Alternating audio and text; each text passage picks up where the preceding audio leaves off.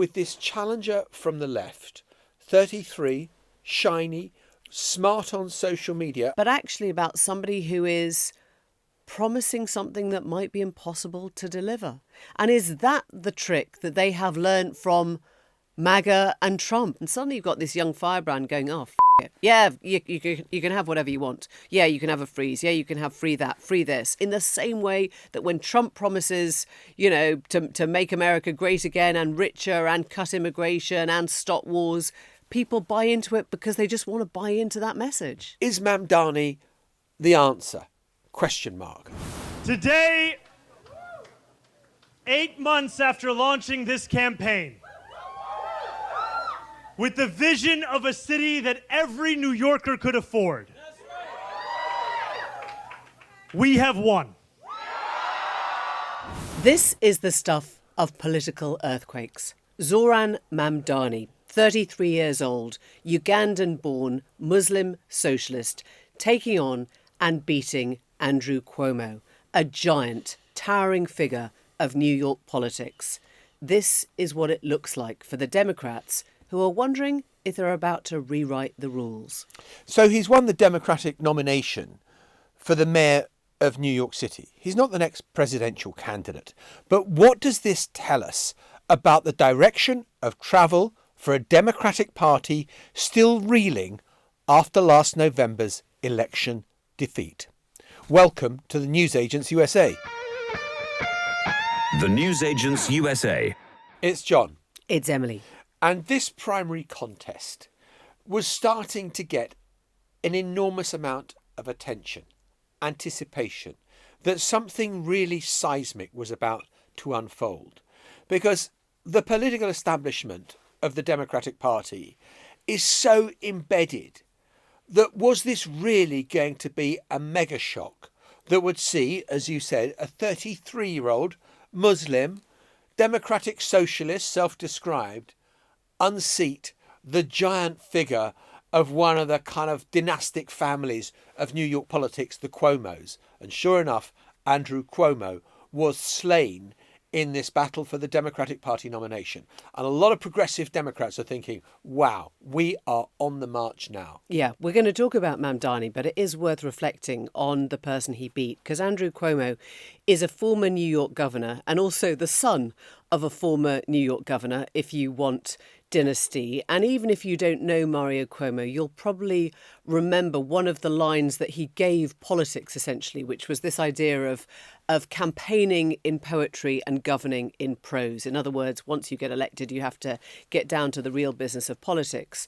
And his son, Andrew Cuomo, was the governor of New York for many years, led it through the COVID crisis to I guess what you'd call much acclaim, and then suddenly got swallowed up by a sexual harassment scandal in 2021, where a number of women came forward and basically said, we don't think this man is fit for office. And Politico has done something which I think will have put a nail in the coffin, certainly for some people who went out to vote on Tuesday night. And people at the time talked about Cuomo saying it was a gross abuse of power, inappropriate and unlawful behaviour. He could no longer lead the New York state effectively. And those three people went back just 4 years later to endorse the same man. There are 3 quotes from those 3 people saying, oh no, he's a strong and proven leader, an exemplary public servant. He's got bold experiences in leadership. In other words, I think there were people who were looking at what felt like a really hypocritical stitch-up. Like, here it is. It's the Democrats doing this again. It's trying to pretend everything's fine when just 4 years ago they told us it wasn't fine. And I guess Cuomo represents something that feels a bit old, a bit stale, a bit murky, to be honest, because he hasn't really come away from those allegations of inappropriate behaviour. And yet here he was, thinking he could make a comeback in the same city with the same voters, and New York said no. But this is the fascinating part about it, and it kind of, I think, talks to the hopelessness of the Democratic Party establishment and that ridiculous sense of entitlement, that they thought that with this challenger from the left, 33, shiny, smart on social media, and frankly I would I've got big question marks over whether, he is the future of the Democratic Party and this is the future direction. But what the friggin' hell are the Democratic Party doing? Putting up someone as compromised as Cuomo to take on the role of being the Democratic candidate for mayor. And you also just look at the wider politics of it. I mean, the person they're trying to beat at the election is Eric Adams. Himself was facing criminal charges. A former Democrat now standing as an independent. Yeah, accepting bribes from the Turks and apparently it was a really strong case against him until Donald Trump's administration intervened and called for the charges to be dropped, which led to resignations in the Justice Department because they felt the case was so strong. So you've got a mayor who's tainted by corruption and a Democratic Party who is putting up as its kind of front runner with all the money backing, big money backing, someone who's faced sexual abuse allegations. Exactly. And what you have to understand is that New York is very left-leaning, very Democrat voting. So even though this was just the primary race, in a way it is the deciding race. And I think many people thought this would go to a runoff. This was just the first round of votes. But in that first round, Mamdani got 43% of the votes. And there were lots of theories, in the sort of days and hours leading up to the election. New York, as you might know, has been going through a heat wave. A lot of people believe that helped Mamdani because his voters had voted early, a sign of enthusiasm. They'd already voted by post. They'd already got their vote in ahead of time. Cuomo voters may be older, waiting for the day, slightly more conservative, might have found the heat too much and stayed away from the polls. But it is worth going into why I think Mamdani has electrified this race. And as I said, Muslim, outspokenly socialist. If you listen to some of his social media, and he does incredibly well on TikTok, and you can hear a little bit of one of his viral videos here. But he's also gone out to talk on podcasts, to do interviews where he talks about his childhood, in Kampala, Uganda, how he used to want to be a rap star, how he tried to sell mixtapes on, buses to locals. He kind of wants to tell people his story as an outsider who's come to New York and now is focusing relentlessly on these cost of living issues. So his whole platform has been about rent freezes, driving down the cost of living, giving New Yorkers more accommodation, sorting out the housing problems. In a way, he's telling the Democrat Party exactly what half of them feel they already know, which is if you don't start talking about the cost of living, you will lose forever more. That's the best way to attack Trump and his party right now. And he's talking openly about redistribution as the means by which you deliver that, whereas you tax the richest more and the money is redistributed to the poorest, which is not a new principle, but he's putting it in pretty stark terms about how you do this. That is why he's electrified the race. That is why large numbers of young people have flocked to him. That is why another Democratic socialist self-proclaimed Bernie Sanders, the senator from Vermont, has backed him, and so too has Alexandra Ocasio-Cortez, AOC. And these are they are the power couple of the left, really. They're the power couple of the left in Democratic politics. Interestingly, Hakeem Jeffries, the leader of the Democrats in the House, and Chuck Schumer, the leader of the Democrats in the Senate, have congratulated him. They haven't endorsed him. No, and they stayed neutral throughout the campaign, as did, curiously, the New York Times. And I wonder how many people the New York Times speaks for. I mean, obviously it is both a local paper and very much a national or a global paper. But I think the New York Times did this sort of double non-endorsement. It didn't want to go back on Andrew Cuomo. It didn't want to endorse a man who I think, it had helped uncover 4 years ago. But neither did it think that Mamdani was the solution. And I think one of the complicated problems, or maybe one of the lessons, is that, yes, you've got this guy who is young and energised and really appeals to sort of new voters, maybe, certainly to enthusiastic voters on the left. But he is promising free buses, free childcare, free rent freezes, wealth taxes. And there are some Dems who think, look, what we may be learning here is not just about, young versus old or left versus right, but actually about somebody who is promising something that might be impossible to deliver. And is that the trick that they have learned from MAGA and Trump? Are we entering into a new phase of sort of Democrat policy making, whereby the Democrats have been the party saying, well, a bit like Keir Starmer here, it's going to be tough and it's going to be painful and I can't promise we'll do it all at once. And suddenly you've got this young firebrand going, oh, it. Yeah, you can have whatever you want. Yeah, you can have a freeze. Yeah, you can have free that, free this.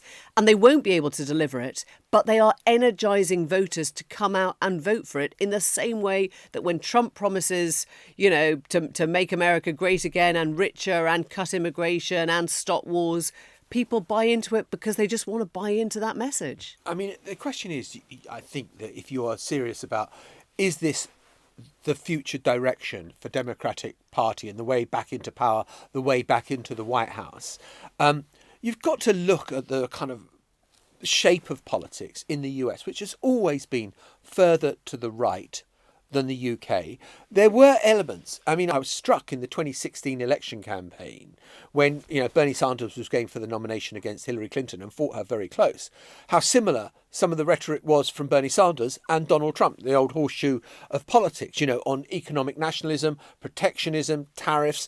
Bernie Sanders and Donald Trump were quite aligned on that populist economics of we've got to bring back manufacturing jobs to the US and this is the way you do it. And Mamdani represents some of that. But he's also very pro-Palestinian, very critical of Israel. America as a country is very much more pro-Israel than anything you would find in Europe. And I think the Republicans are already lapping that up. He's also talked about cutting funding for the police. And again, that is being lapped up. And on questions of immigration as well, these are the other big ticket issues where the Republican Party, where Trump has absolutely slaughtered the Democratic Party and particularly identity politics as well. OK, to be fair, he's not saying defund the police. In fact, he's specifically explaining that he's not saying defund the police. He's saying that the police shouldn't do the job of social workers. They shouldn't be called to, mental illness sort of emergencies. There should be people who do that to allow the police to do their own jobs, because he says police are leaving in droves. They are leaving the force in big numbers because they want to be fighting crime, not doing social work. So I think he does speak from somebody who kind of, he's been an assembly member. He has tackled some of New York's problems, but more widely, yes, it raises a really big question. New York is not America, right? Totally. That's the first lesson. We understand New York is not America. But I think we also maybe are learning that whatever the Democrats think has been a winning strategy up till now may not be a winning strategy in the future. And he is populist in the way that Trump is. He is an economic, lefter in the way that Trump is. And if you had to, again, I guess I resist slightly the left-right thing now because I don't know what Trump is. His huge mega bill, which is taking Medicaid Big away. State funding. Yeah, but it's taking Medicaid away and it's giving tax breaks to the rich. You might say is very much on the right, but it's also part of the government getting very involved in America. So I don't know if he's left or right. I don't know if that necessarily works still. But I think that the movement for Americans that are suffering is to say, we need to see prices come down. And whoever's saying that now is going to carry the populist message. And for now, that feels like it's Mamdani. I think that if you are making an argument that what you've got to do is to raise taxes to, and to help the poorest, I think that gets limited traction in America, the land of the free. You mean to cut tax, to raise taxes? To raise taxes. Wealth taxes. Yeah, to raise wealth taxes, where people are very ambitious to become wealthy. And we saw that Kamala Harris run into similar problems, but she had quite a progressive agenda. And people were saying, no, I don't want that. I want tax cuts. Yeah. And so I just think that, you're right to say New York, Washington, D.C., L.A., San Francisco, Boston are not America. The Democrats need to win in Pennsylvania, in Michigan, in Wisconsin, and all those other states that we talked about during the election. And you've got to wonder whether this sort of agenda is what it might enthuse college students on campuses, but will they ever go out to vote? Will it get middle America out there to shift the dial in favour of the Democrats? I think this underscores the extent to which the Democratic Party is utterly lost right now. Well, I think it underscores something slightly different, which is that the Democratic Party does not belong to the Chuck Schumers or the Andrew Cuomos of Or this the world Clintons, anymore. or the Obamas, or whoever. Exactly. I mean, Chuck Schumer, as you said, didn't endorse but sent his sort of congratulations straight after. There is a subplot going on in sort of congressional US politics now. And David Hogg is at the centre of them. I don't know if many of you will know the name, but he's the survivor of the Parkland shooting in Florida, who was so energised against gun violence after many of his friends and schoolmates died, that he sort of threw himself into politics as a very, very young man. And he is now, I think, the deputy chair of the DNC and has been really creating waves. He's been really trying to, shake the party by its shoulders and say, you have to put young people, you have to put progressives, you have to inject new blood in more quickly. And of course, this right now, plays into the whole Biden paradigm, which is like, stop giving us old men, stop giving us fragile old men. We need young blood. And so, yes, I think it is about, left versus centre. Yes, it's about social media versus press releases, but it's also about that whole idea that, the young don't feel as capitalist anymore because they've had no capital, right? And so actually, if you want to energise people across America, even if it's not, even if these promises can never be delivered on, even if Mamdani is not the man to take this, to a presidential bid, there is something changing now. And the Democrats feel that they've just got to start listening to, the wing of their party that's saying, bring on the future. Of course it has. But it's absolutely right that Democrats are saying, why are we kind of suffused where these old white men who've been around politics for half a century now, who've got no new ideas, who've run out of steam, whose time has been and whose time has gone. We do need new ideas. But I think the corrective to that is we saw it in the presidential election where there were an awful lot of people voting for Trump, blue-collar workers, the working class are with the Republicans right now. And how the Democrats win those people back, is Mamdani the answer?